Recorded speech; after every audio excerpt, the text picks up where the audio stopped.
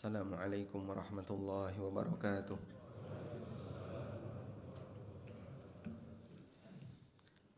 Alhamdulillahi haqqa hamdih. Wa ashhadu an la ilaha illallah wahdahu la syarika lah, ta'ziman li majdih. Wa ashhadu anna Muhammadan abduhu wa rasuluh. Salawatu rabbi wa salamu alaihi wa ala alihi wa ashabihi wa man sara ala nahjihi wa istanna bi sunnatihi ila yaumil qiyamah. Alhamdulillah, kita bersyukur kepada Allah Subhanahu wa taala.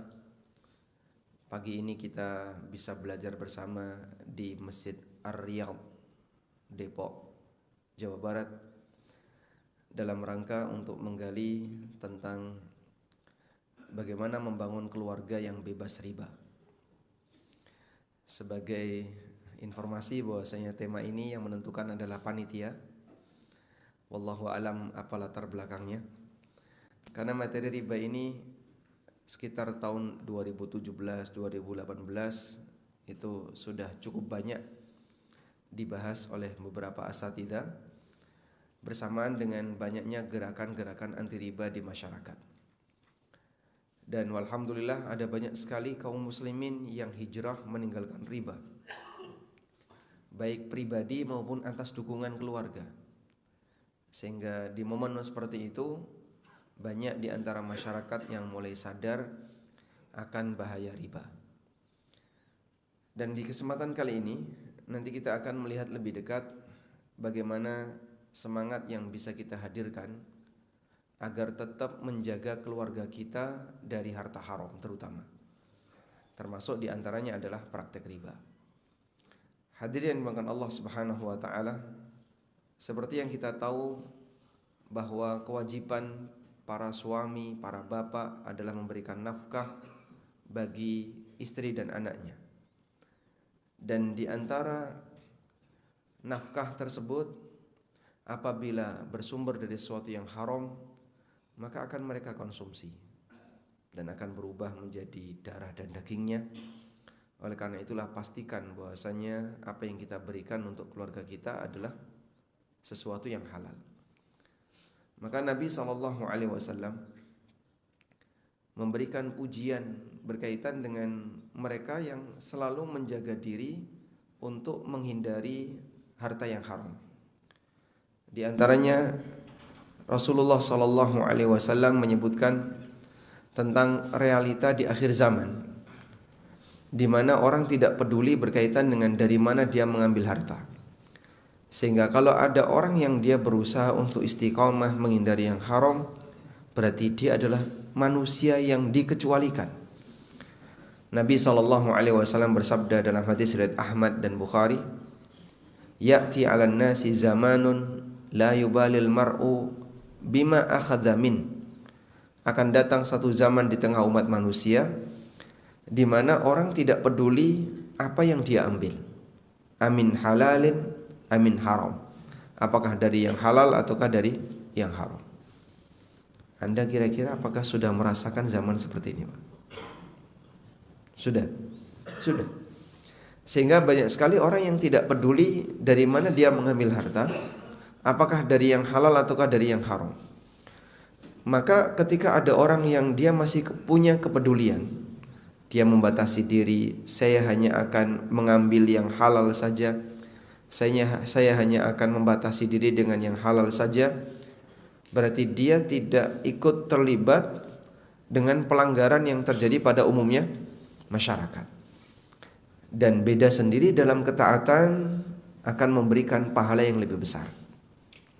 Karena itulah dalam situasi chaos, ketika terjadi carut marut, banyak sekali pembunuhan dan seterusnya, tapi ada orang yang masih istiqomah untuk menjalankan ibadah, Nabi SAW ngasih pahala, al-ibadatu fil haraj kahijratin ilayya. Beribadah dalam situasi chaos itu pahalanya seperti hijrah kepadaku. Kita tidak mungkin bisa berhijrah meninggalkan daerah kita untuk menuju tempatnya Rasulullah SAW, karena beliau sudah meninggal. Apalagi walhamdulillah banyak sekali negeri-negeri kaum muslimin yang mayoritas masyarakatnya adalah muslim.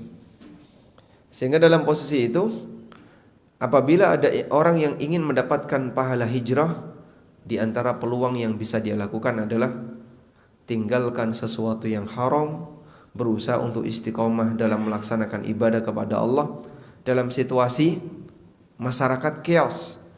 Chaos berkaitan dengan aturan, chaos berkaitan dengan mereka lagi ribut antara satu dengan yang lain. Ibadah di situasi chaos, kata Nabi sallallahu alaihi wasallam, kahijratin ilayya. Itu seperti hijrah kepadaku. Sehingga jaga baik-baik prinsip seperti ini. Selanjutnya, apa makna manusia tidak peduli dalam mengambil harta? Apakah dari yang halal atau dari yang haram? Yang dikatakan Nabi sallallahu alaihi wasallam, la yubalil mar'u ma akhadha min. Orang tidak peduli dari mana dia mengambil hartanya. Tidak peduli di sini ada dua makna. Makna yang pertama adalah gak mau belajar, sehingga dia gak pengen tahu tentang batasan mana yang halal, mana yang haram. Dia gak peduli seperti apa batasan aturan halal dan haram. Dia sama sekali tidak mau belajar. Dan ini kondisi yang paling parah. Banyak sekali masyarakat kita yang dia gak ngubris dengan yang namanya aturan. Padahal aturan itu telah disediakan dan bisa dipelajari dengan sangat mudah. Walhamdulillah sekarang banyak sekali kajian-kajian baik yang offline maupun yang online bisa diakses oleh siapapun, sehingga mudah bagi siapapun untuk mempelajarinya. Tapi masih banyak yang tidak mau belajar. Bahkan banyak di antara mereka yang ketakutan. Kalau aku belajar nanti jadi serba dilarang. Ini tidak boleh, ini tidak boleh, ini tidak boleh. Akhirnya dia milih lebih baik tidak ngerti daripada ngerti. Berarti sejatinya dia sudah tahu atau belum? Sudah tahu atau belum? Sudah. Tapi dia nggak mau tahu. Sejatinya dia sudah tahu tapi dia nggak mau tahu. Di posisi itulah ada orang yang takut belajar karena dia merasa ketika dia belajar dia nanti serba dilarang.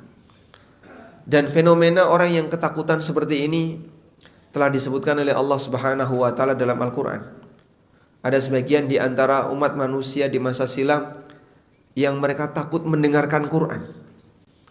Karena khawatir kalau mendengarkan Quran nanti malah jadi pengikutnya Nabi Muhammad sallallahu alaihi wasallam. Allah taala berfirman, "Fama lahum 'anit tadhkirati mu'ridin, ka'annahum humurun mustanfirah, farrat min qaswara." Kenapa mereka berpaling dari peringatan yang Allah turunkan? Ka'annahum humurun mustanfirah. Perumpamaan mereka itu seperti keledai yang ketakutan. Farrat min qaswara, yang lari dari kejaran singa. Sehingga itu keledai, yang dimaksud keledai di sini adalah zebra. Humurun mustanfirah, zebra yang ketakutan.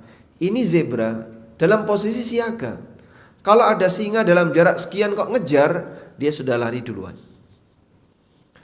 Maka begitu lihat pengumuman, ada flyer apa, oh kajian seperti ini, dia sudah ketakutan. Maka dia sudah menghindar.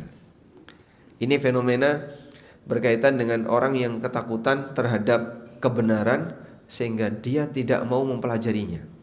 Karena dia merasa kebenaran itu mengganggu kehidupannya. Dia merasa bahwasanya dakwah yang menyampaikan halal dan haram itu mengganggu aktivitas hidupnya, sehingga dia berusaha untuk menghindar. Dan seperti ini kasusnya banyak sekali di masyarakat. Makanya banyak di antara mereka yang kalau pengajian lebih milih yang isinya guyonan, lebih milih yang isinya tidak menyinggung berkaitan dengan masalah halal haram. Karena dia ketakutan kalau belajar terus ada masalah halal haram, nanti dia takut terkena bagian itu. Dan sejatinya sebenarnya dia sudah tahu, tapi dia nggak mau tahu. Baik. Makna yang kedua, orang tidak peduli dari mana dia mengambil harta, apakah dari yang halal ataukah dari yang haram. Makna tidak peduli di sini adalah dia sudah tahu kalau itu dilarang. Dia sudah tahu kalau itu dilarang, tapi tetap sengaja melanggar. karena sudah menjadi kebiasaan. Maka bagi dia bodoh amat, mau ada aturan gak ada aturan, yang penting bagi saya adalah cuan. Sehingga dalam prinsip dia, yang penting mendapatkan keuntungan, yang penting mendapatkan harta, itulah yang dia inginkan. Ada banyak sekali orang yang sudah ngerti, ini adalah harta haram, gak boleh kau ambil. Lah aku butuh, dengan alasan butuh, dengan alasan dia pingin, bahkan kadang dipanas-panasi oleh setan, nanti setelah ini kau bisa beramal, sehingga ketika kau mengambil harta haram, kau bisa gunakan untuk haji, kau bisa gunakan untuk umrah, kau bisa gunakan untuk sedekah. Begitu kau pulang, bersih seperti bayi yang baru saja terlahir dari rahim ibumu. Masya Allah. Merasa bahasanya dosanya bisa hilang hanya dengan ibadah yang sifatnya ritual.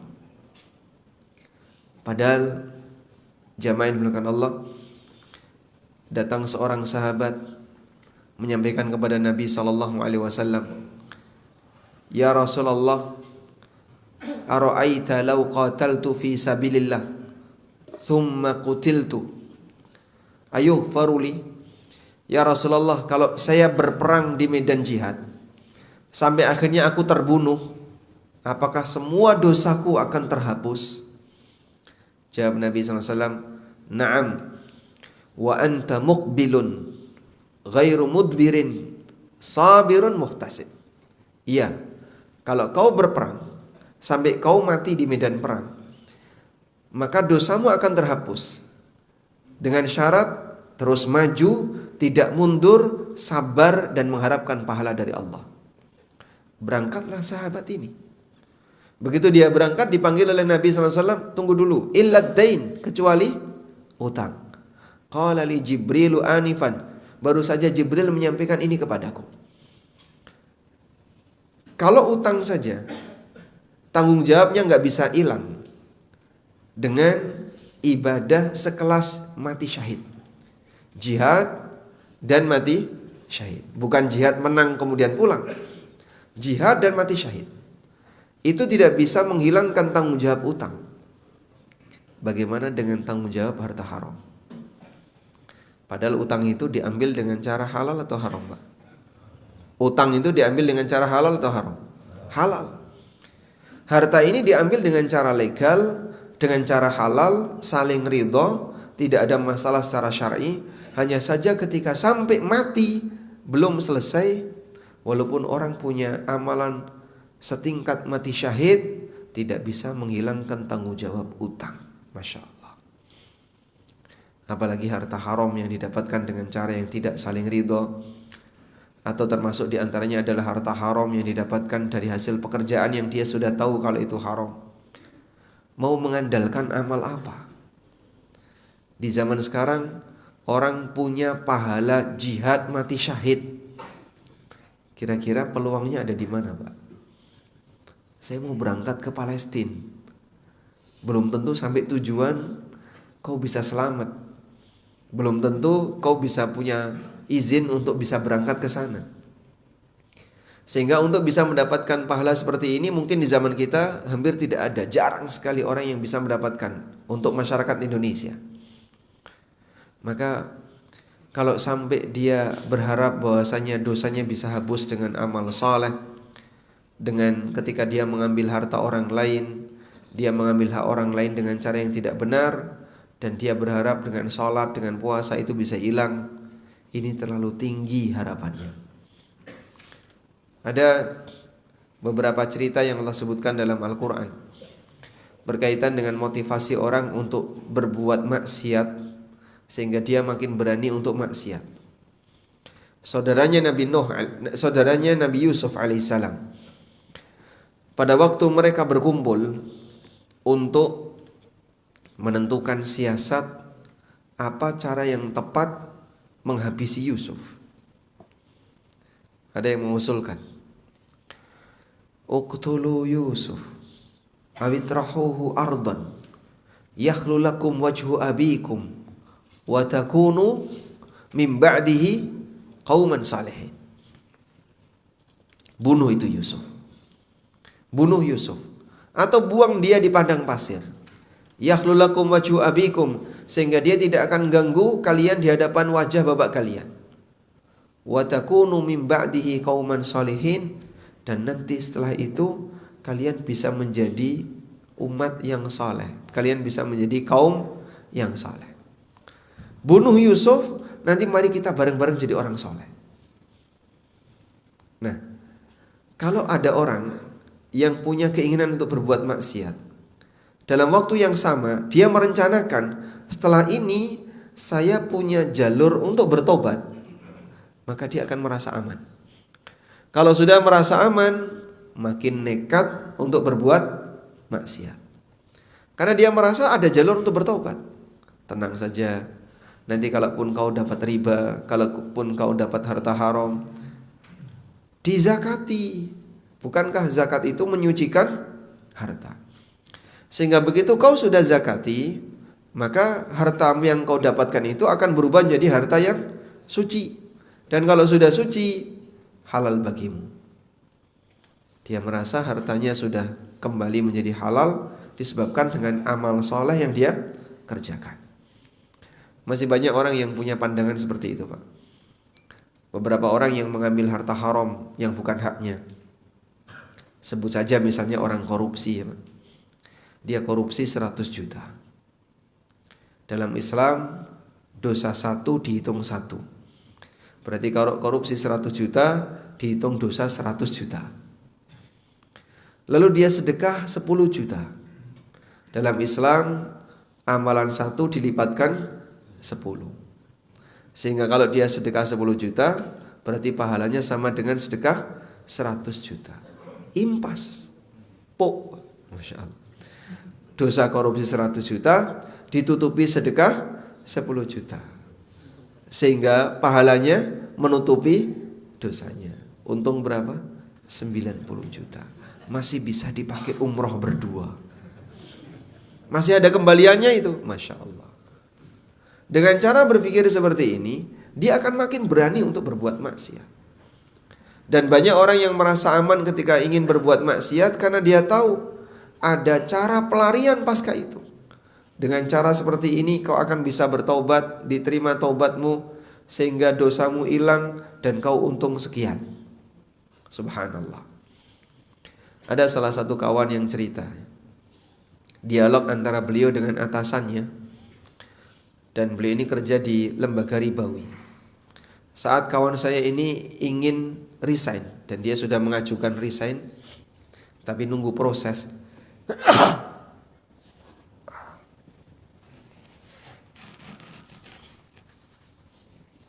Alhamdulillah. Yahdikumullah wa yuslih balakum. Saat kawan saya ini ingin resign, dan dia sudah mengajukan surat resign, ya. Dalam proses itu atasannya bilang, kamu kok resign kenapa?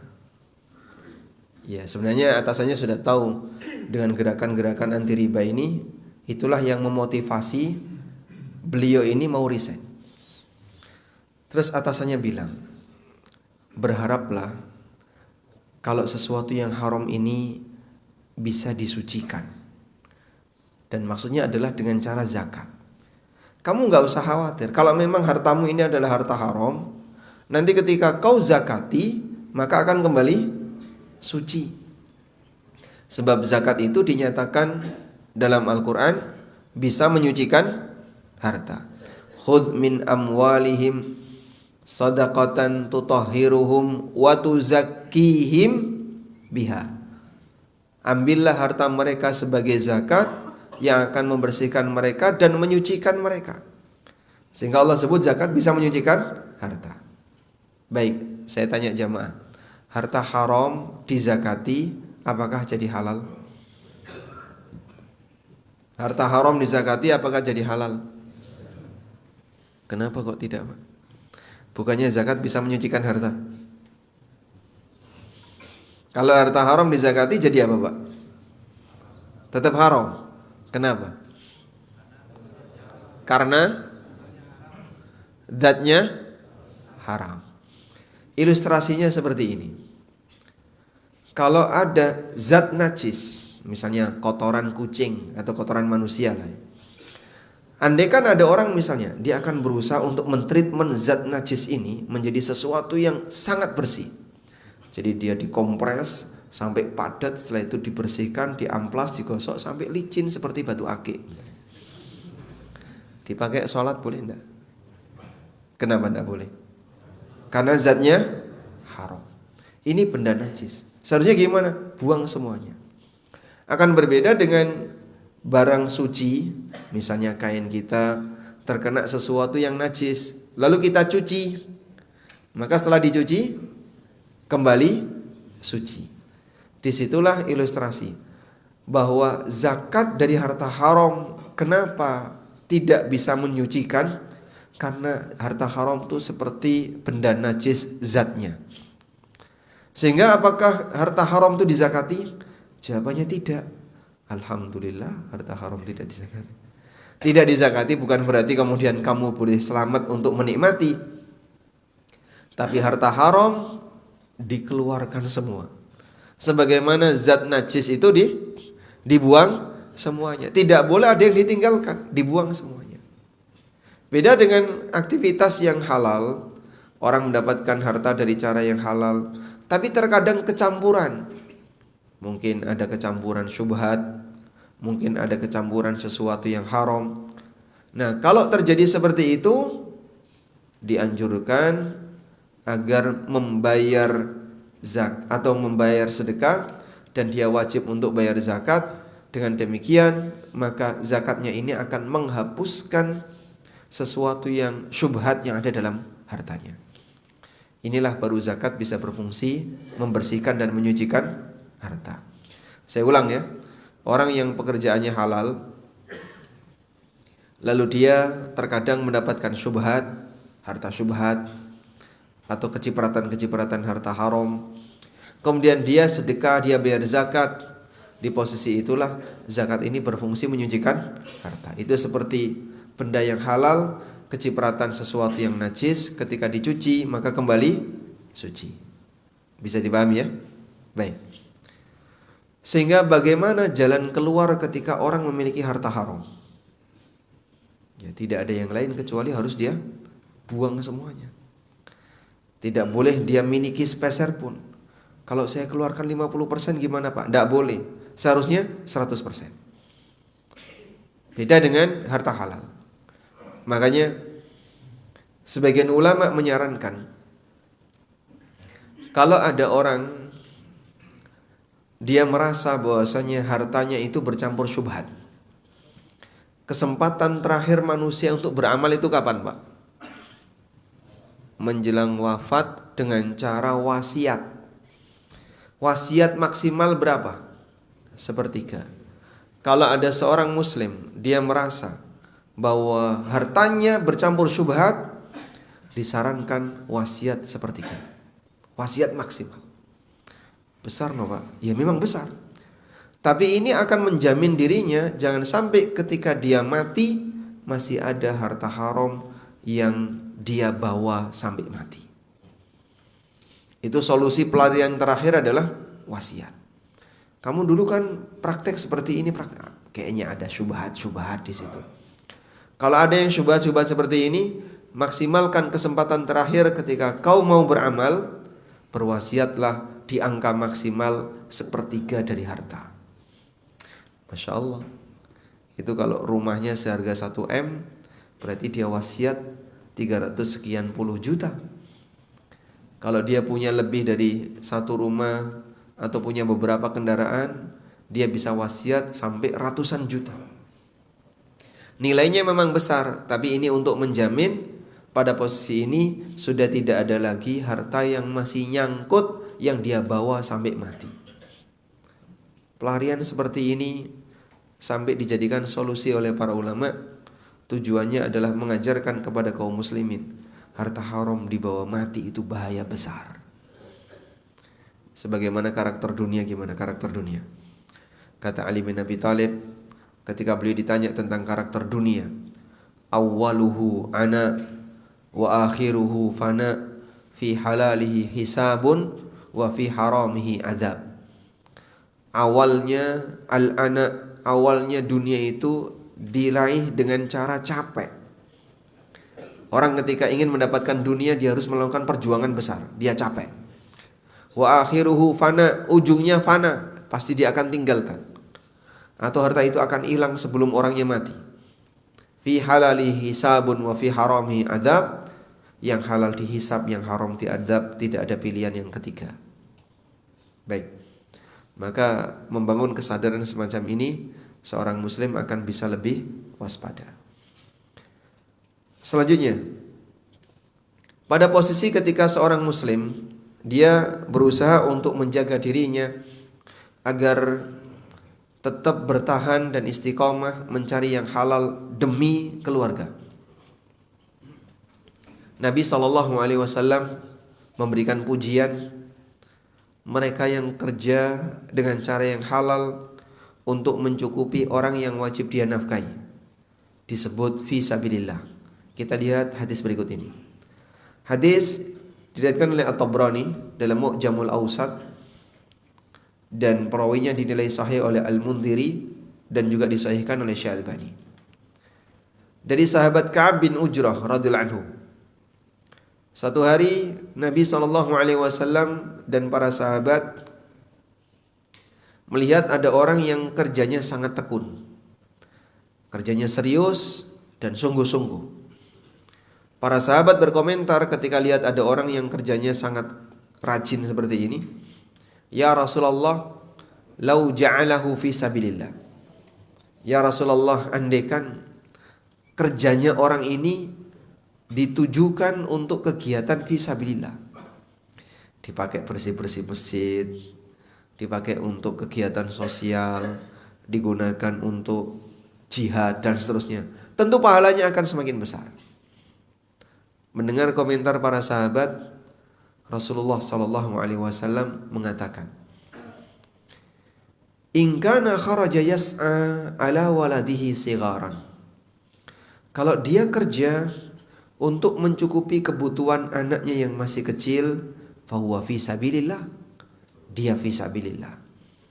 Wa in kana kharaja yas'a ala abawaini syaikhaini kabirain, kalau dia bekerja untuk mencukupi kebutuhan kedua orang tuanya yang sudah tua, fahuwa fi sabilillah, dia fi sabilillah.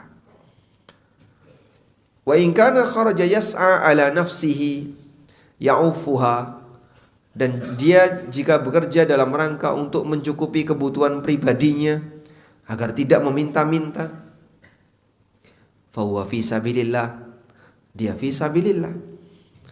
Wa in kana kharaja yas'a ala ahlihi, kalau dia bekerja untuk mencukupi kebutuhan istrinya, fa fi sabilillah, dia juga fi sabilillah. Ada berapa jalur keluarga yang tadi disebutkan? Ada berapa, Pak? 4. Siapa saja?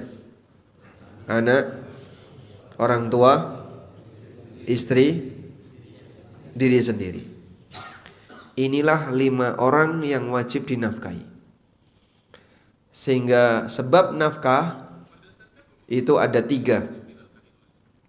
Yang pertama adalah sebab pernikahan, dan hanya 1 orang yang wajib dinafkahi karena sebab pernikahan, yaitu jalur istri.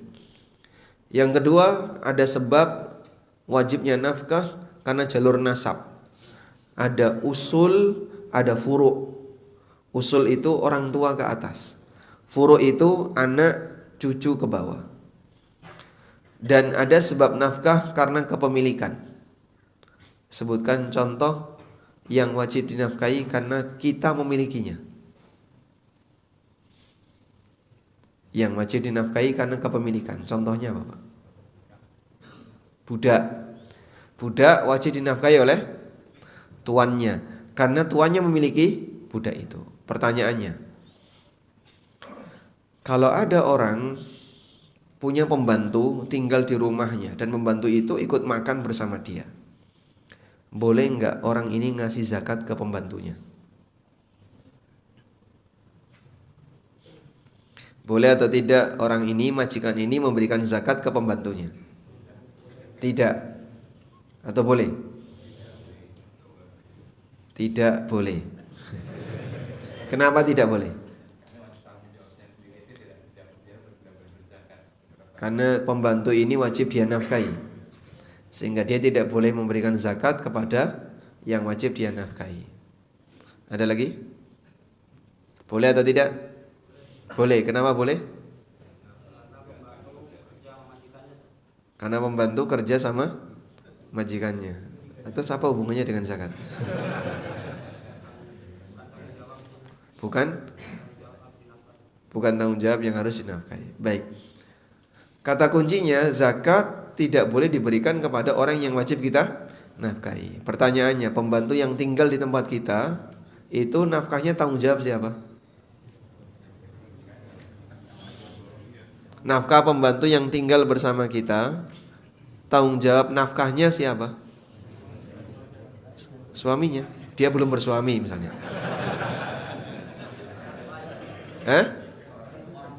Orang tuanya, majikannya, tanggung jawab majikan. Berarti ngasih zakat ke pembantu boleh nggak? Nggak boleh, karena dia wajib dinafkahi oleh majikan. Nah, kalau dia wajib dinafkahi oleh majikan, alasannya apa dari 3 tadi? Pernikahan, nasab, atau kepemilikan? Kepemilikan, berarti budak dia. Jangan sebut pembantu itu milik Anda, nanti jadi budak itu pembantu. Alasannya apa, Pak? Tidak ada. Berarti dia tidak wajib dinafkahi. Maka pembantu itu siapa yang bertanggung jawab ngasih nafkah? Ya dia sendiri. Dia memberikan nafkah dia sendiri. Tapi kan ikut makan bersama majikan, cuman dikasih sama majikannya. Sehingga itu bagian dari gaji atau hak dia yang diterima dari majikannya.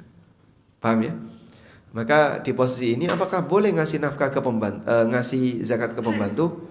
Boleh, karena majikan tidak berkewajiban memberikan nafkah ke pembantu. Baik. 4 orang tadi wajib kita nafkahi. Diri kita sendiri, istri kita, anak, dan orang tua. Dan Rasulullah SAW menyebut orang yang bekerja dalam rangka mencukupi kebutuhan nafkah 4 ini, apa kata Nabi? Fisabilillah. Itu kalau dia bertahan dengan mencari yang halal. Maka kesungguhan seorang lelaki dalam rangka mencari nafkah bagi istrinya, Masya Allah, dia berangkat gelap, pulang gelap, rumah di Depok, kerja di Cengkareng. Masya Allah. Berapa jam itu, Pak? Kalau pagi ke arah utara macet, kalau sore ke arah selatan macet. Selalu dia harus berhadapan dan berjuang melawan macet. Tapi dia nggak pernah merasa kelelahan. Ya walaupun capek, dia capek, tapi tiap hari seperti itu. Semoga para suami yang seperti ini perjuangannya dalam rangka mencukupi kebutuhan keluarga dan dia ikhlas untuk melakukan itu, dibalas oleh Allah sebagai amalan fisabilillah. Baik, bersabarlah untuk mencari yang halal ya. Walaupun bisa jadi sesuatu yang berat, apalagi setelah masuk suasana akhir zaman yang dikatakan Nabi SAW, la yubalil mar'u ma akhadha min, orang tidak peduli dari mana dia mengambil harta, apakah dari yang halal ataukah dari yang haram. Di saat Anda bersabar, insyaallah Allah Subhanahu wa ta'ala akan berikan pahala yang besar. Selanjutnya, upaya yang bisa dilakukan berikutnya berkaitan dengan menjaga keluarga dari sesuatu yang haram adalah pendidikan dan edukasi bagi mereka. Alhamdulillah kalau Anda punya pasangan hidup yang paham tentang hukum agama, sehingga dia mendukung suaminya untuk meninggalkan sesuatu yang dilarang. Karena ada banyak sekali sebagian orang yang ketika dia mau hijrah, tapi karena tidak satu frekuensi dengan istrinya, tidak satu frekuensi dengan mertuanya, akhirnya mental. Saya punya kawan ya, yang beliau termasuk di antara pejabat di salah satu lembaga keuangan. Gerakan-gerakan hijrah sebelum pandemi yang demikian banyak penganutnya, membuat beliau ini sudah merasa resah dan ingin resign. Saat mengajukan resign, pendapatannya jatuh bebas. Itu berantem dengan istrinya, bermusuhan dengan mertuanya, berhadapan dengan orang tuanya. Akhirnya dia gak kuat, balik lagi. Dia balik lagi, dan karena dia sudah punya pengalaman kerja yang bagus, jadi pejabat lagi di lembaga keuangan yang lain. Sehingga ini contoh bahwasanya orang bisa saja dia punya keinginan untuk hijrah, meninggalkan sesuatu yang haram, tapi karena tidak didukung oleh keluarga, bahkan keluarga menghalangi, akhirnya dia balik lagi. Ada sebagian orang yang karena dia sudah punya keluarga yang paham tentang itu, bisa mendukung. Istrinya mendukung, orang tuanya mendukung, dan seterusnya. Baik, Nabi SAW pernah melihat Hasan bin Ali radhiyallahu anhu yang waktu itu masih anak-anak, mengambil sebuah kurma, sebiji kurma, lalu dimasukkan ke dalam mulutnya. Yang ternyata kurma itu adalah kurma zakat. Langsung oleh Nabi SAW, kah, coba keluarkan. Ya. Ala inna la na'kulu sadaqah. Ketahuilah bahwasanya keluarga kita ini tidak boleh makan zakat. Ini anak kecil, kurma itu sudah dimakan, diambil oleh Rasulullah SAW, dikeluarkan. Karena ahlul bait tidak boleh makan zakat. Sehingga kenapa tidak boleh makan zakat, tidak boleh makan sedekah? Sebab zakat dan sedekah secara umum itu diberikan kepada orang yang secara status sosial lebih rendah. Fakir, miskin, budak, kemudian siapa lagi? Gorimin dan seterusnya. Dan tidak ada manusia yang status sosialnya lebih tinggi daripada Rasulullah sallallahu alaihi wasallam. Makanya beliau tidak boleh makan sedekah, karena sedekah itu diberikan kepada orang yang status sosialnya lebih rendah. Sehingga tidak ada manusia yang status sosialnya lebih tinggi daripada Nabi SAW. Ada manusia yang lebih kaya dari Nabi SAW, banyak. Tapi tidak ada yang lebih tinggi status sosialnya daripada Nabi SAW. Maka beliau dilarang oleh Allah untuk makan sedekah, sebab sedekah itu diberikan dari yang tinggi ke yang bawah. Tapi kalau hadiah boleh, sebab hadiah itu bisa ke atas, bisa ke samping, bisa ke bawah. Makanya kalau ada sahabat ngasih sesuatu kepada Rasulullah SAW, beliau minta keterangan, ini apa? Kalau mereka bilang ini hadiah, akan diterima oleh Rasulullah SAW. Tapi kalau mereka bilang ini sedekah, maka Nabi SAW akan menyerahkan kepada para sahabat untuk dinikmati oleh para sahabat. Wallahu a'lam. Baik, mungkin itu sebagai pengantar.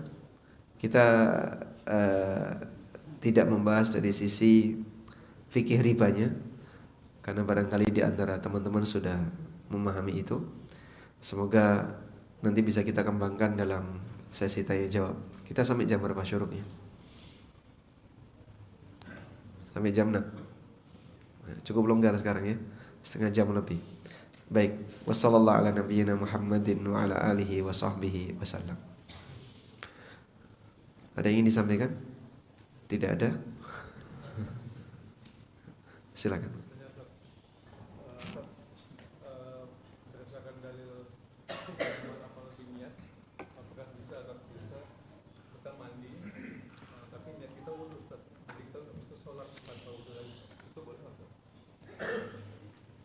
Alhamdulillah. Berdasarkan dalil innamal a'malu binniyat wa innama likulli imri'in ma nawa. Keabsahan amal itu bergantung dari niat, dan apa yang didapatkan oleh seseorang tergantung dari niatnya. Jadi itu ada dua potongan hadis. Pertama berbicara tentang syarat keabsahan amal, yang kedua berbicara tentang nilai dari amal. Innamal a'malu binniyat, ini berkaitan dengan syarat keabsahan amal, bahwa amal terhitung sah kalau dia punya niat. Makanya orang kalau beramal tanpa niat, amalnya gimana? Amalnya gimana, Pak? Ya tidak dinilai. Dipotong gaji tiap bulan 2,5% untuk zakat. Tapi yang punya gaji nggak pernah merasa berniat zakat. Kan banyak itu. Karena sifatnya otomatis, sehingga begitu gajian sudah terpotong 2,5%. Tapi yang bersangkutan nggak pernah punya niat untuk zakat. Sah nggak sebagai zakat, Pak? Ya tidak sah. Maka zakat-zakat profesi yang sifatnya otomatisasi itu, sehingga ngerti-ngerti sudah dipotong 2,5%, tidak terhitung sebagai zakat jika yang bersangkutan tidak punya harta 1 nisab dan tidak punya niat zakat. Baik. Kasus yang beliau alami, bagaimana kalau kita mandi besar, Pak ya, sehingga membasahi semua badan dengan niat wudu. Apakah boleh dengan cara seperti itu menggantikan wudu? Kalau memang niatnya wudu itu ada tata caranya enggak? Ada? Ada. Sehingga boleh enggak wudu dengan cara masuk ke kolam renang plung dada. Pakai gaya dada ya. Tenggelam semuanya. Begitu dia keluar dari kolam renang, basah semuanya. Aku sudah wudu. Sah atau tidak? Wudu seperti ini sah atau tidak? Kenapa tidak sah? Hah? Tata caranya enggak benar. Tidak tertib, tidak urut, dan seterusnya ya. Dan salah satu di antara syarat wudu, syarat sah wudu adalah harus, atau di antara rukun wudu harus tertib. Di antara rukun wudu harus tertib. Maka kalau model seperti tadi, yang kena air duluan tangan, habis itu kepala, wajah, dan seterusnya. Memang ujungnya kaki. Kalau dia lompatnya pakai begini ya. Tapi kalau dia lompatnya kaki duluan, gimana jadinya? Basahnya dari bawah naik ke atas.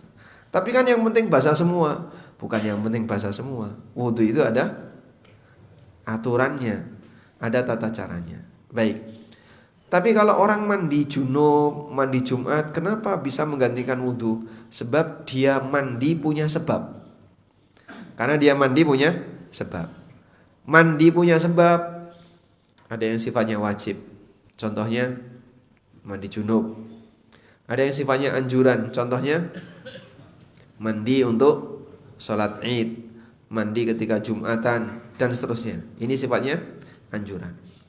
Nah, untuk mandi-mandi jenis seperti ini, maka bisa menghilangkan hadas kecil, sebagaimana dia bisa menghilangkan hadas besar. Karena ada mandi yang fungsinya bukan untuk menghilangkan hadas, tapi fungsinya untuk melaksanakan sebagaimana panduan Nabi SAW. Sebelum Jumatan mandi dulu, dan seterusnya.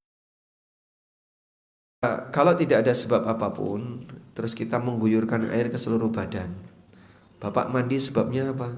Ya enggak ada. Tapi ini saya niatkan untuk wudu. Oh enggak bisa seperti ini. Solusinya gimana Pak? Junub dulu baru mandi ya. Masya Allah. Wah nanti 5 waktu Pak.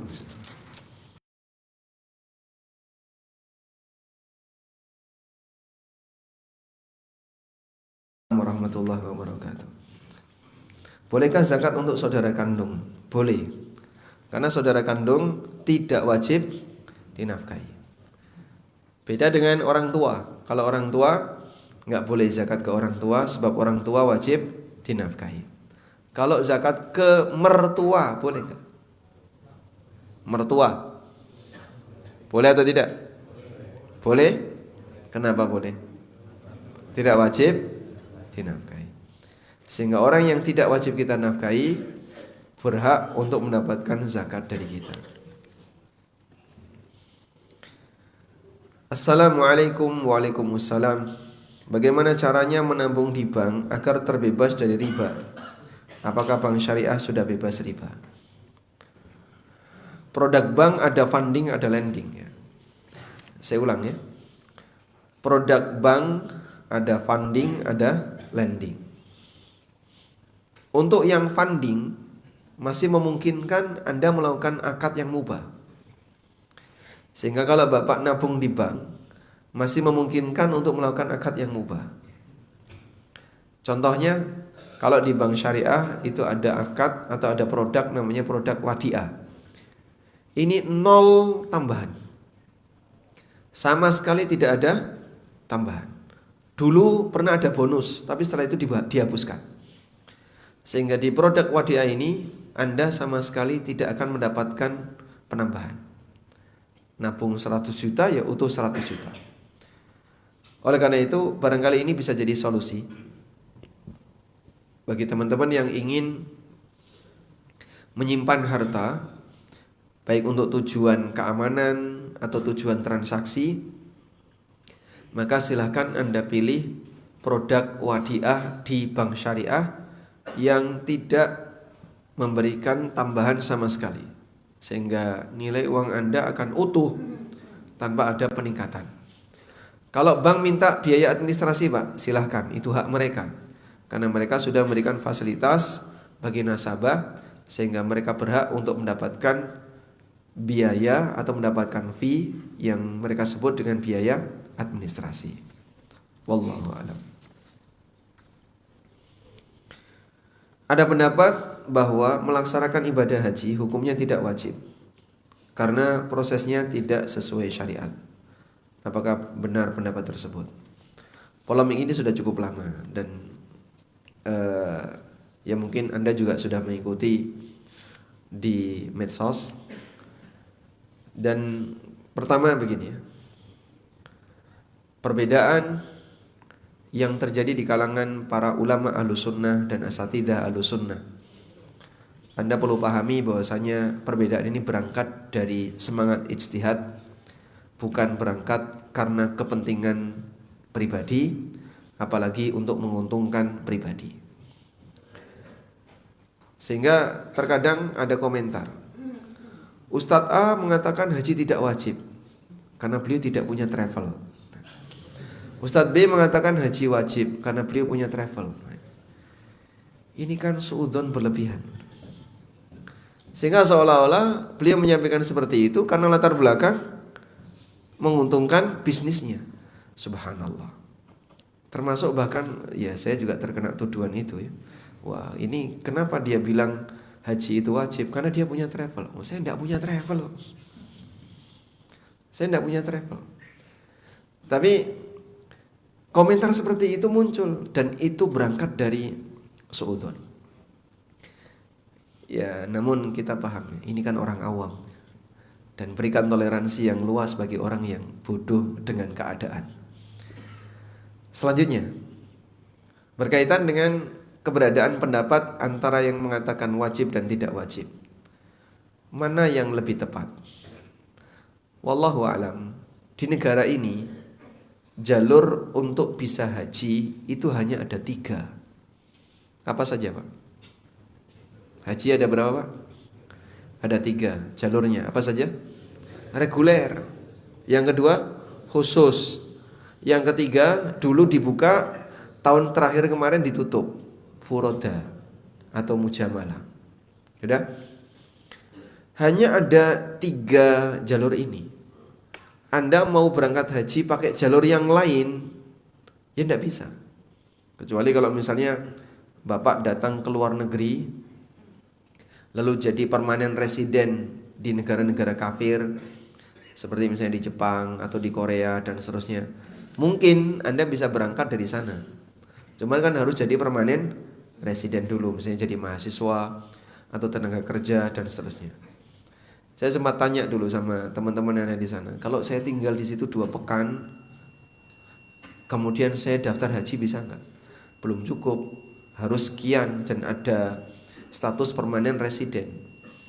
Wah, kalau begitu enggak bisa ya. Saya bukan mahasiswa, saya bukan bekerja di sana. Nah, sementara kalau kita sebagai warga negara Indonesia, mungkin hanya bisa dengan 3 cara ini. Karena hanya ada 3 jalur ini, maka nggak ada pilihan yang lain. Kamu mau pakai jalur apa? Dan kami mengikuti kaidah ma la yatimmul wajibu illa bihi fahuwa wajib. Sesuatu kewajiban yang jika tidak bisa ditunaikan kecuali dengan cara tertentu, maka menempuh cara ini wajib. Sehingga kalau ada bapak yang sudah punya 25 juta sebagai biaya awal untuk mendapatkan porsi haji, dan dia sudah cukup dana itu, artinya ketika 25 juta itu dikeluarkan, tidak akan mengganggu nafkah pribadi dia yang sifatnya paling mendasar, nafkah makan, nafkah untuk bisa bertahan hidup, maka silahkan dia gunakan untuk daftar haji. Sudah? Tapi kan nunggunya lama Pak. Nah, nggak mungkin Anda terus di depan, karena yang di depan Anda juga masih banyak yang ngantri, dan hanya ada satu jalur seperti ini. Ya sudah, kamu ikuti saja sebagaimana prosedur yang berlaku. Masalah nanti akan ada percepatan dan seterusnya, selama itu tidak menyalahi prosedur, silahkan dilanjutkan. Sehingga wallahu alam,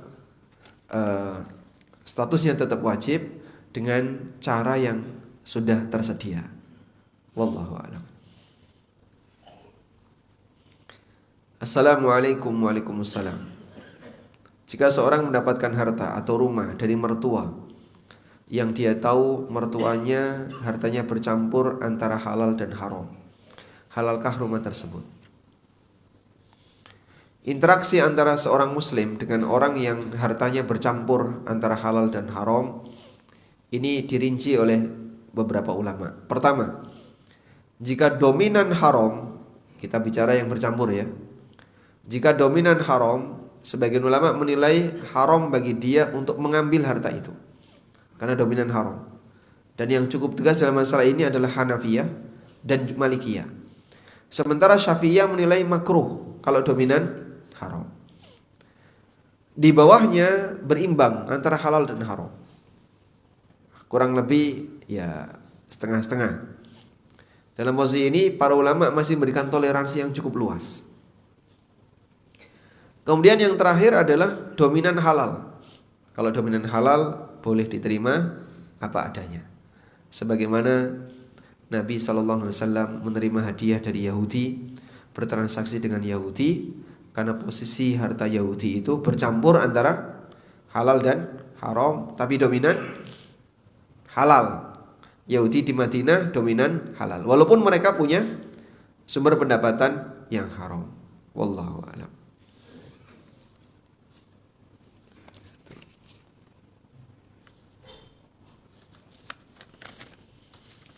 Kemanakah harta haram atau harta syubhat diserahkan?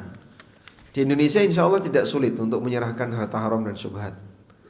Masih banyak orang yang membutuhkan, sehingga boleh diserahkan kepada fakir miskin. Fatwa tentang bagaimana cara penyaluran riba itu ada yang disepakati oleh para ulama bolehnya, dan ada yang diperselisihkan oleh para ulama tentang bolehnya. Saya ulang ya. Menyalurkan riba ada yang disepakati boleh. Nah, yang disepakati boleh ini diberikan ke fakir miskin.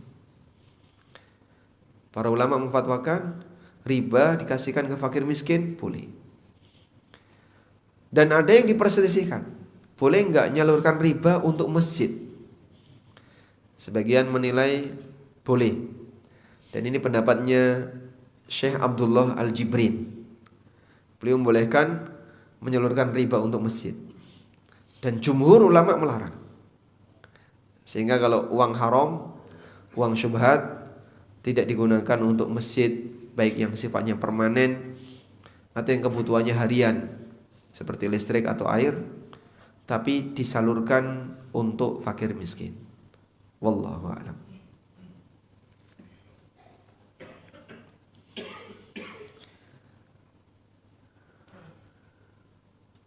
Assalamualaikum warahmatullahi wabarakatuh. Waalaikumsalam warahmatullahi wabarakatuh.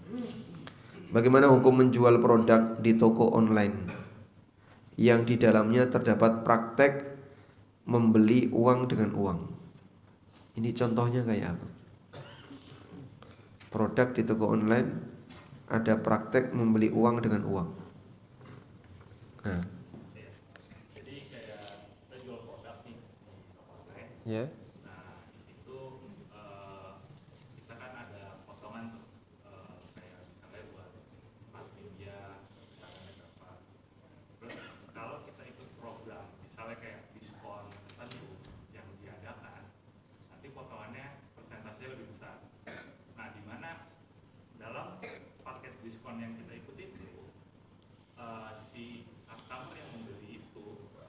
dia kayak membeli paket gitu Ustaz. Jadi kayak beli paket misalnya saya langganan selama 2 minggu. Nah selama 2 minggu itu dapat voucher diskon gitu. Nah itu bagaimana Ustaz? Baik, jadi dia beli voucher. Si customernya beli voucher.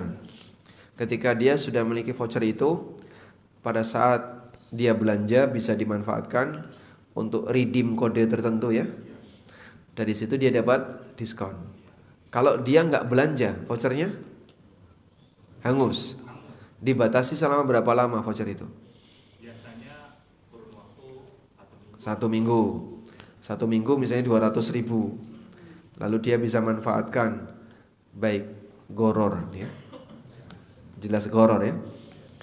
Jadi ada fatwa, mungkin saya turunkan dari fatwa ulama, memfatwakan tentang hukum kartu diskon yang berbayar. Kartu diskon kalau gratis hukumnya boleh. Tapi kalau kartu diskon berbayar hukumnya dilarang. Kartu diskon berbayar ya kayak tadi, saya beli kartu diskon, saya beli voucher, nanti akan berlaku selama 1 bulan. Jika selama rentang 1 bulan ini saya belanja, maka saya dapat diskon. Jika harga kartu diskon ini misalnya 200.000 untuk waktu 1 bulan, apakah ada jaminan dalam bulan itu saya akan belanja? Tidak ada. Karena tidak ada jaminan, berarti saya membayar 200.000 dan yang saya dapatkan nggak jelas. Bisa ada, bisa tidak ada, bisa besar, bisa kecil, tergantung dari intensitas saya belanja. Berarti nilai 200.000 ini kita digantikan dengan sesuatu yang enggak pasti. Ini gharar. Praktek seperti ini masuk kategori gharar. Wallahu a'lam. Tadi pertanyaannya terkait yang kalau kita yang sebagai penjual. Kalau kita sebagai penjual melayani pembeli seperti itu. Melayani pembeli seperti itu. Nah, kita sebagai pihak yang menjual Ya. Penjualnya beli voucher enggak? Enggak beli voucher. Yang beli voucher kan pembeli. Berarti penjual melayani pembeli yang beli voucher. Aplikasinya yang melayani pembelian voucher. Nah, dia menjual barang. Dia jual barang di toko online. Tapi konsumennya ini beli voucher dari aplikasi. Gitu kan? Dia melayani konsumen yang beli voucher di aplikasi. Penjualnya tidak beli voucher kan? Tapi dia jualan barang. Tidak masalah.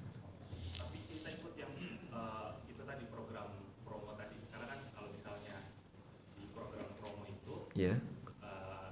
Jadi yang si pembeli voucher ini bisa ikut menggunakan voucher hanya di program promo yang kita ikuti itu. Penjualnya mengikuti program promo. Penjualnya mengikuti program promo ini bayar nggak? Ada potongan tambahan. Bayar juga. Ya. Bayar. Ya. Nah, ketika dia bayar ternyata selama program promo nggak laku, hangus juga. Per transaksi. Transaksi sukses dia dipotong. Kalau enggak. Baik. Cuman program promo ini hanya bisa didapatkan jika konsumen beli voucher. Jika demikian ya sebaiknya jangan masuk di program promo. Biar nanti transaksinya tetap normal ya. Wallahu a'lam. Baik. Bagaimana dengan zakat atau sedekah yang didapat dari penghasilan riba? Ya statusnya bukan zakat. Zakat itu harus harta halal. Nabi SAW mengatakan, Innallaha la yaqbalu salatan bighairi tuhur wala sadaqatan min ghulul. Allah tidak menerima salat tanpa bersuci dan Allah tidak menerima zakat dari hasil harta gulul. Harta gulul artinya harta khianat. Maka harta haram tidak dizakati, tapi harta haram dikeluarkan semuanya.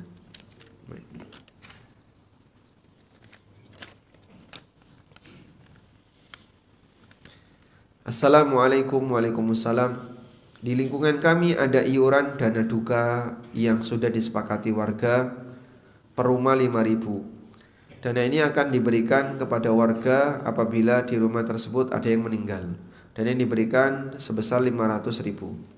Ditentukan per rumah hanya 2 orang dalam waktu 1 tahun 1 orang. bagaimana ini? Apakah ini boleh?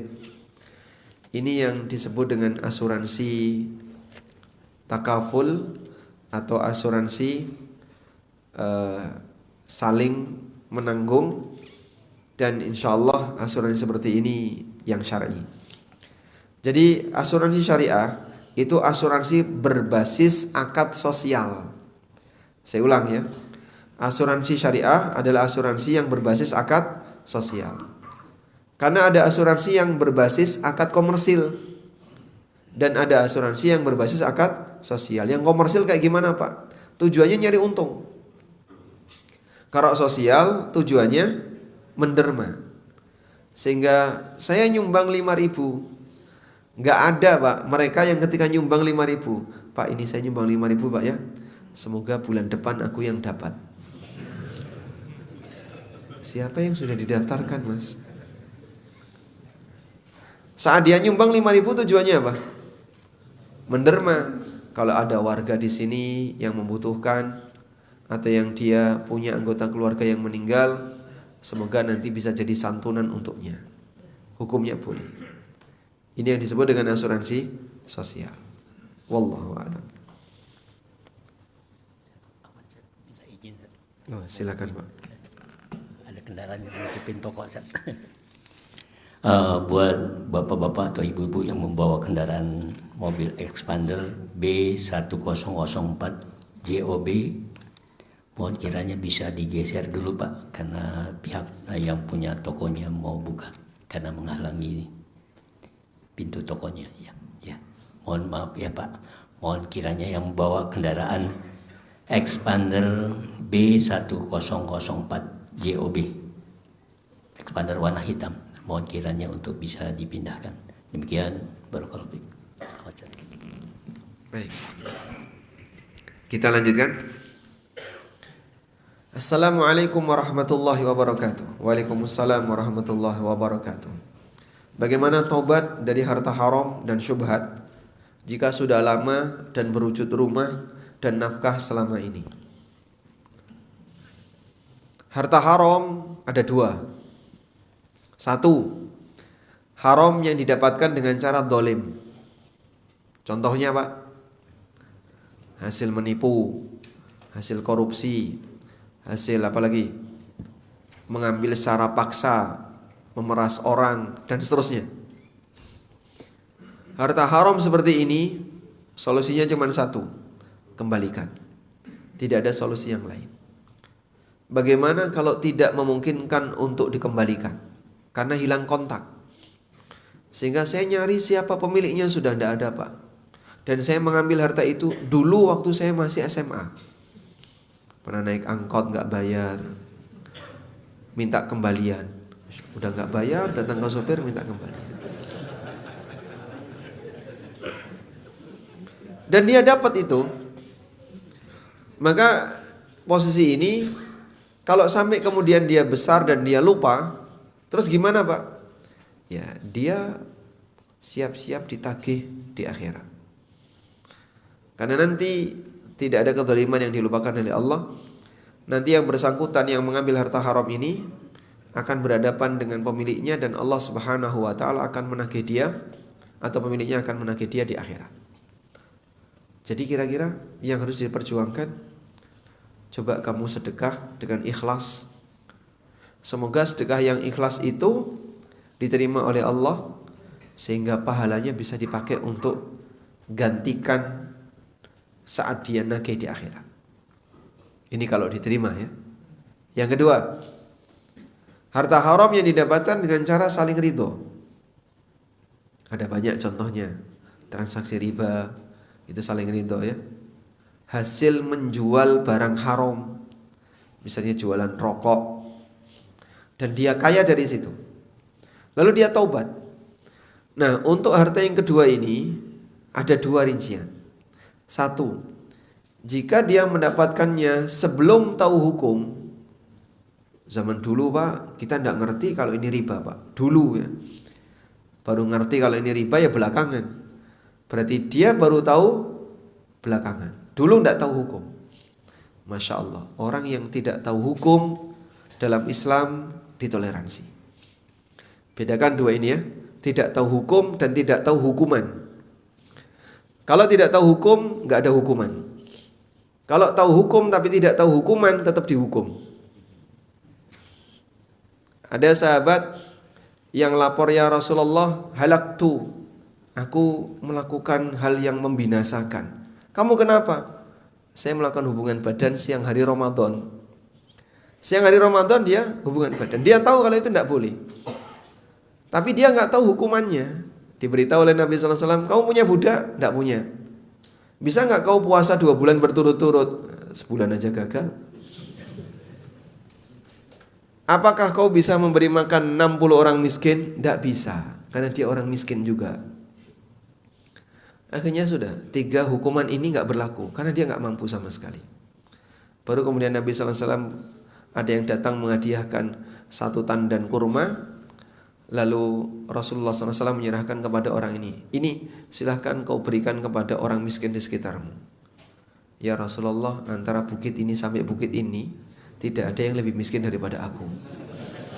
Silahkan kau nikmati. Orang ini tidak tahu hukuman, tapi dia tahu hukum. Baik. Ada orang pas di perempatan, lampu merah, langsung belok kiri. Sudah? Ada petugas. Prit. Bapak tahu apa kesalahan Bapak? Tidak tahu, Pak. Bapak tadi lampu merah langsung belok kiri. Loh, katanya lampu merah boleh jalan terus. Nah, makanya harusnya jalan terus, Pak, jangan belok kiri. Sudah? Sekarang sudah ada perubahan undang-undang, Pak ya. Lampu merah harusnya berhenti. Nah, saya tidak tahu ya Pak. Ditilang tidak? Alasan tidak tahu diterima tidak? Ya? Alasan tidak tahu. Bapak, saya kasih tahu Pak. Ini undang-undangnya baru saja disosialisasikan tadi malam jam 12. Kasusnya jam 7 pagi itu. Ditilang tidak? Baik. Mungkin dia ditilang dengan alasan sudah disosialisasikan. Masalah tahu dan tidak tahu bukan urusan dia. Sangat berbeda dengan hukum syariat. Orang di zaman sekarang ketika dia ngomong, saya tidak tahu kalau ini haram, ditoleransi. Padahal kapan hukum ini disosialisasikan? 14 abad silam. Sampai sekarang masih ada yang ngaku saya tidak tahu. Itu ditoleransi. Betapa pemurahnya Allah Subhanahu wa taala. Baik. Makanya kalau orang tidak tahu hukum terus dia mengambil sesuatu yang haram sampai berwujud rumah, kemudian dia jadikan sebagai nafkah keluarganya, selama dia belum tahu, Allah mengatakan faman ja'ahu mau'idhatum min rabbih fantaha falahu ma salaf. Siapa yang sudah mendapatkan keterangan dari Allah dan dia berhenti, maka dia berhak untuk mendapatkan harta yang dia miliki di masa silam sebelum dia tahu. Wa amruhu ilallah, dan urusannya kembali kepada Allah.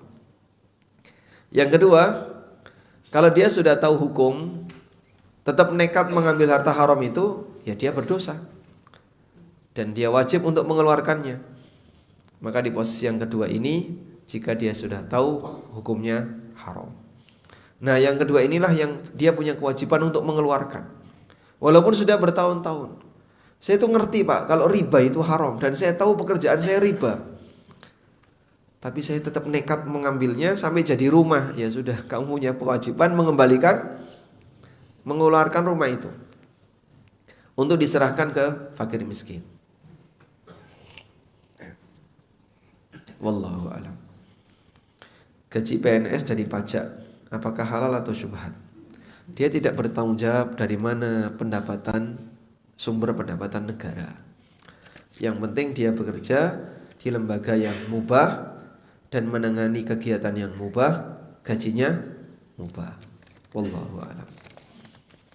Masalah dari mana negara mendapatkan uang itu bukan tanggung jawab aparat yang mendapatkan gaji dari negara. Apa hukum utang yang ternyata dari hasil korupsi? Bagaimana membayar utang kepada koruptor yang sedang dipenjara? Apakah pemberian dari hasil korupsi halal jika mengetahui setelah sekian lama? Baik. harta haram karena mendolimi tadi Pak ya, yang jenis pertama, pindah kemanapun tetap haram. Makanya harta haram yang didapatkan dengan cara dolim statusnya sama seperti harta haram zatnya. Babi, daging babi Pak, kalau yang megang non muslim halal atau haram? Haram. Diserahkan kepada tokoh agama Islam, jadi halal atau haram? Hah? Jadi haram.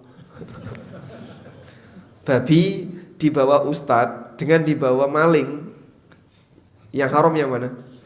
Dua-duanya. Kenapa? Karena haram zatnya. Sehingga benda haram zatnya ini mau pindah kemanapun tetap haram. Makanya solusinya cuma satu. Benda haram zatnya solusinya satu. Apa Pak? Dibuang. Sehingga saat khamr diharamkan, Nabi SAW hanya memberikan satu pengumuman, ahriku, tuangkan semua. Maka para sahabat membuang khamr karena solusinya cuma itu. Padahal bisa diperam ya. Khamr ini kalau diperam makin lama jadi cuka. Tapi Rasulullah SAW melarangnya. Tidak boleh menjadikan khamr sebagai cuka. Sebab ini sama dengan memanfaatkan sesuatu yang haram. Wallahu a'lam.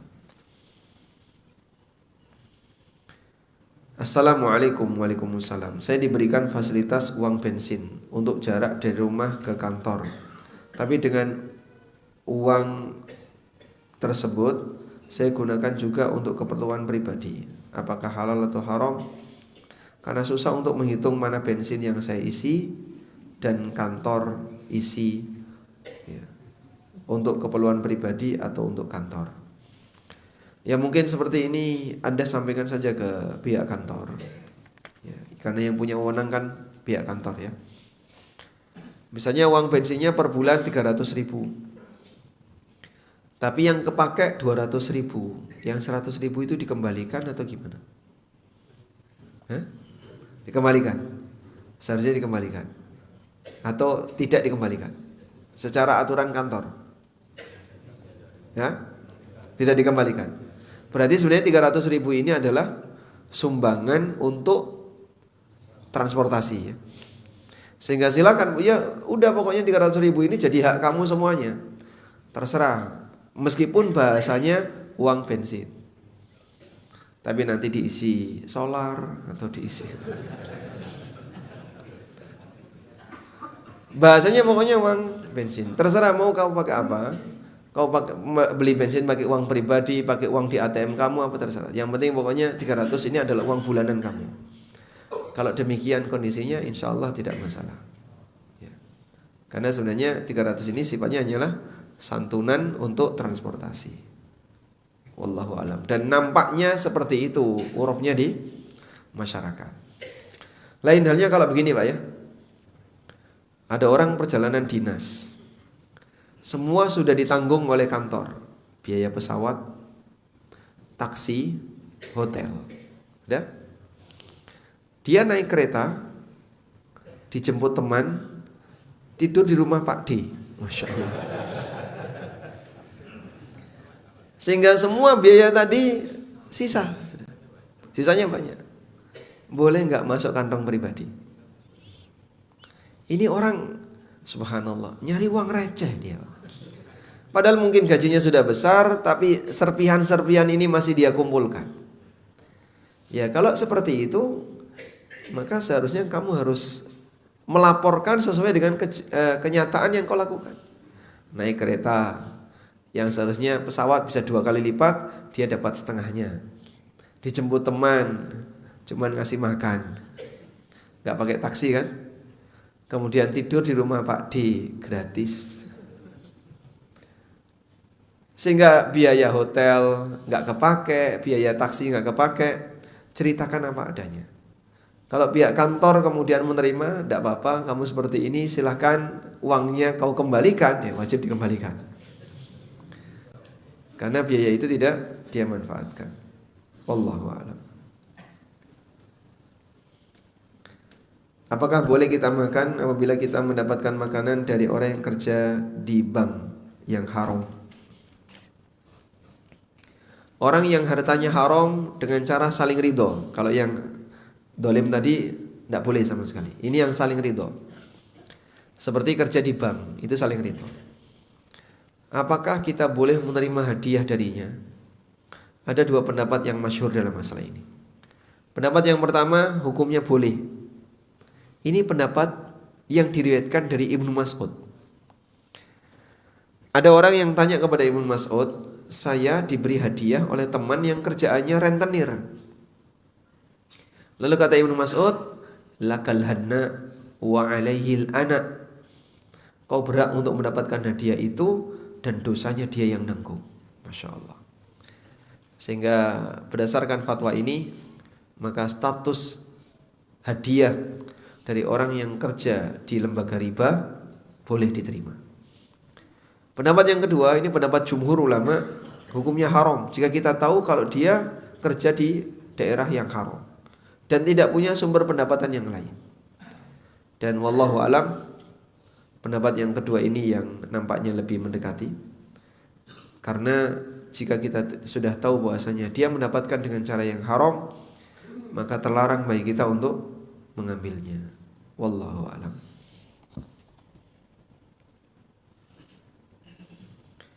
Saya 2 hari yang lalu menjual emas, disepakati bersama harganya. Lalu saya serahkan emas tersebut. Pembeli bilang uang mau ditransfer, ternyata hanya ditransfer setengah dengan alasan limit transfer dan berjanji keesokan paginya dilunasi. Bagaimana hal tersebut? Ya, jadinya riba nasi'a karena tidak tunai. Berarti begini saja ya, kembalikan dulu emasnya, ketemu ulang. Saat transfer kedua, nah baru emasnya diserahkan. Sudah terlanjur ya Pak?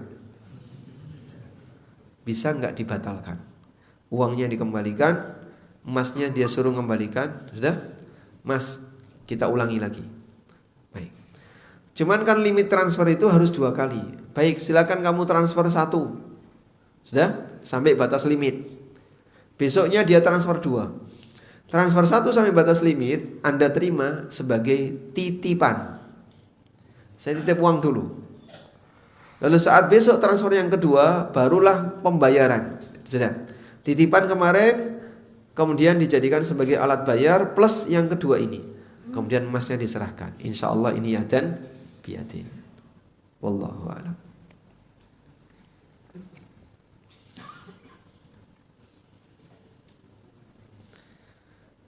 Sekarang pemerintah mengkondisikan untuk cashless.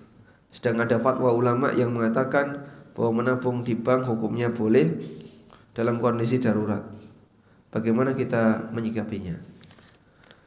Kalau memang sampai pada titik darurat dan betul pertimbangannya adalah pertimbangan darurat, hukumnya boleh. Ad-darurat tubihu al-mahdhurat.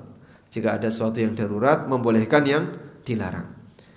Namun begini, sebatas menabung di bank belum sampai pada tingkatan daruratnya, tapi lebih kepada al-hajah, kebutuhan besar. Karena itu mungkin beda-beda antara satu orang dengan orang yang lain. Jika memang tidak ada cara bagi Anda untuk bisa transaksi kecuali harus melibatkan bank, barulah kita sebut darurat. Nah, kemudian dengan kondisi ini, wallahu ta'ala alam, Anda silahkan pilih produk yang tidak memberikan bunga. Itu solusinya. Jadi fatwanya Syekh bin Baz misalnya, kalau mengambil buku fikih klasik gak nemu dunia perbankan, baru nemu belakangan. Dan alhamdulillah kita punya panduan dari beberapa ulama kibar seperti fatwa Majma' Fikih Islami, kemudian fatwa Lajnah Daimah, dan beberapa ulama pribadi seperti Syekh bin Baz dan para masyayikh yang lain. Syekh bin Baz membolehkan nabung di bank karena alasan keamanan. Gak aman ditaruh rumah Pak, maka boleh ditaruh di bank. Sebab yang namanya uang harus dijauhkan dari jangkauan anak-anak dan istri. Lalu Anda taruh di bank. Karena alasan keamanan boleh. Yang kedua, karena kebutuhan untuk transaksi. Cuman beliau ngasih syarat, selama masih ada bank syariah yang bisa melayani secara syar'i, seperti contoh tadi ya, produk wadiah, maka dia tidak boleh mengambil yang lain. Wallahu a'lam. Walhamdulillahirabbil alamin. Pas jam 6 ya. Demikian yang bisa kita sampaikan. Semoga menjadi kajian yang bermanfaat bagi saya pribadi dan jemaah sekalian. Allahumma anfa'na bima 'allamtana wa 'allimna ma yanfa'una warzuqna ilma. Wa sallallahu ala nabiyyina Muhammadin wa ala alihi wa sahbihi wa sallam.